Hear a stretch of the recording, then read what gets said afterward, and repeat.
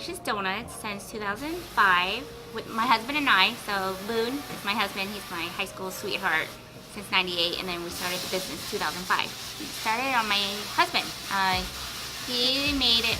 He started making donuts in after high school. So when he was ever since he was 18, and they had a second shop, so he ran that, and they shut it down. And then he's left with no job, so he just worked at temporary jobs. And at that time, I was a dental assistant and going to school part-time. So then we got engaged in 2005, and then a couple months later, he was like, he wanted to open his own business, so he started. He asked me, "Can we open a business?" And I'm like, "What do you want to do?" He's like, "I want to open a bar." I was like, I was like, "We need to stick with family." So I thought of an idea. Hey, let's buy all your sister used equipment, the one that they shut down. And then so we asked his sister and brother-in-law if we can open up a donor shop and buy all their equipment. And they have one back. It's on 138. It's called Honey Jar.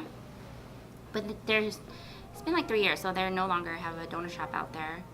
And then we were looking at a location in Portland, because I live out in Portland. I live in North Portland all my life. And that's how we started.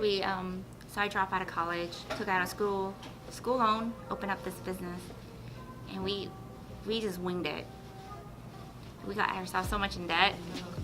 Luckily, my mom and dad, I was like, "Mom, I'm in debt. I need help," because we had all these credit cards. We maxed out every single credit card we had. We had American Express where you have to pay monthly. So we maxed 15,000. We're like, shit, we need to pay rent. We need to start paying everybody back. So my mom took out a second mortgage, paid off all our debt. So we just only pay the mortgage. So I thank my parents, for believing in us. So we surrounded ourselves with positivity. We avoided all the negativity, because in the beginning people were like, "Oh, you're young. It's okay. You can file bankruptcy. You sure you're gonna make it?" Because people thought, they're like, "Oh, it's okay. You can file bankruptcy. You're young." And we were like, no, that's not gonna happen. We're gonna prove them wrong. So we did. We sacrificed friends. We just worked 14, 16-hour days for the straight 3 years. We didn't have any employees. My only employee was my dad and my mom. They helped us. We didn't have to pay them, and we'd live under their roof at that time. So we finally got ourselves a home, and being a first generation immigrants, their dream was, they want me to be a doctor or lawyer, and I disappointed in them, but they're fine as long as they were sad. But then they saw how hard work Boun and I work hard, and I told my mom school is not made for everyone. And then I would have finished, but then I want to be there for my husband and help him, because he was struggling. Being a small business owner is rough. It's a lot of dedication. So he, being in the food industry, it's a lot of turnovers. So we did hire people to help while I can be at school. And it was people just keep on calling in sick, or they don't show up. So I would have to work from 2 a.m, and I have class at 9. So I had to commute to Hillsborough. I was at Pacific University, and then I would stay there until like 9, go home, sleep, back up here at 2. I was doing that for a couple of months. I was like, I had to give up school and do this with him. I'm hyper. I'm always running around doing things. So I kind of like running around. When I was doing dental hygiene, just sitting there for 8 hours, I was like, that's not I'd rather be an assistant running around. Boun just tells me, just think positive. Some days we have so much donuts, he's just like, just think, it's gonna sell. And then if we don't sell them, we can just box them up and sell them for half off the next day. And then just stay around positive people. We had some negativity from people. Like some of my family members, they were like, "Oh, how's business?" Or some of them haven't even visited our shop. And then they were just like, because I'm not a doctor. I'm just a small business owner. They, like I have family members like, oh, you don't have that kind of degree, so you're not like, you know what I mean? When you're growing up from an Asian family, they have higher expectation in you. So I don't care. I just move on. I just only care for my mom and dad, and then the family that I have that appreciate us. So the rest can just, forget it. Fuck them. just don't take it personal. Prove them wrong. Small business is not made for everyone. I mean, if you're willing to there's a lot of hours, dedication, and you need a lot of good support. So I would say it's because me and my husband, we support each other and we help each other out, and we're there good and bad. So you need like a good partner to be there for you all the time, 100%. And then surround yourself with positivity, like I said, all the time. Be around people that love you and adore you. And then there is some people that, that want to drag you down. Just stay away from them.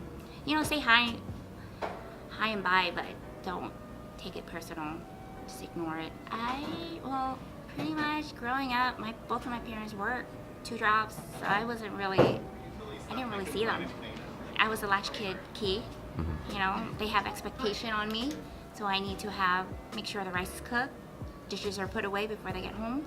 They would cook and leave the stuff in their fridge, and when we go home, we'll just warm it up and eat that. So I didn't really have a childhood growing up with my parents because they were always gone working. But that was one of their advice when I got older. They said they wished they would spend more time with us when we were younger. Is that something you take upon yourself as like a business owner now, especially with? Yeah, since we had Raiden, my last child, we decided as a family to shut down Sunday, and then close a week, take a family vacation, and and then what else we do? Yeah, we close major holidays, and the week that we close down, we send our staff home so they can visit their family. So for me, it's all about family, and we love to give back to our community. So money's not everything. You can't buy time. So when I did lost a couple family members, and one of the youngest one was like in his 20s, and that made me, think like, hey, I don't know when's the last time I can hug him or kiss him. So I have like, I think 50 cousins, and he was like the first one there's 2 of them that passed away. So that took a lot on us. As cousins, we're like brothers and sisters, and that was sad. I didn't realize how hard it was to open a business, but we have this good work ethic. Just keep work. Just work hard, and then just keep on working. We just have that mindset. We just work.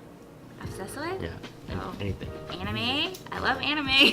What do you watch? I watch. I'm kind of old, so I'm trying to relive my childhood. I'm watching Naruto right now, and then Bleach, and then just the stuff that I didn't get to see when I was just so busy working.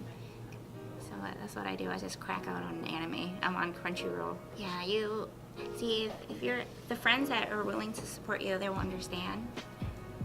They will understand what you're going through.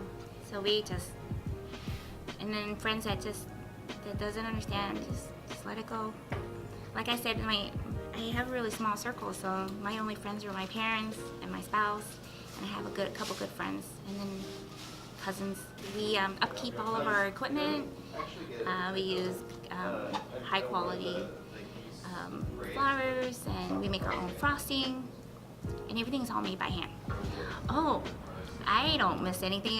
When I ask my mom, hey mom, I want some bagoong, I want pho, she make it for me.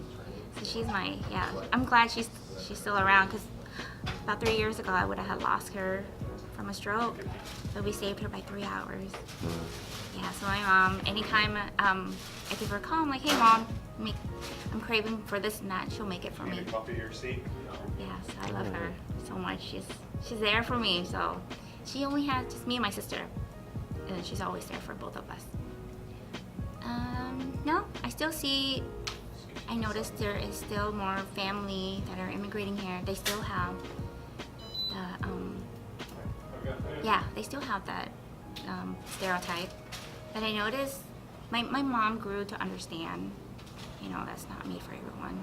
And then I told her, just be happy, Mom. We accomplished, we have family, house and car, and we're on our own, and as long as we're not living under her roof, she's fine. They can find me on Grand and Burnside. So we're located 12 Southeast Grand and Burnside. We're next door to Platt Pantry.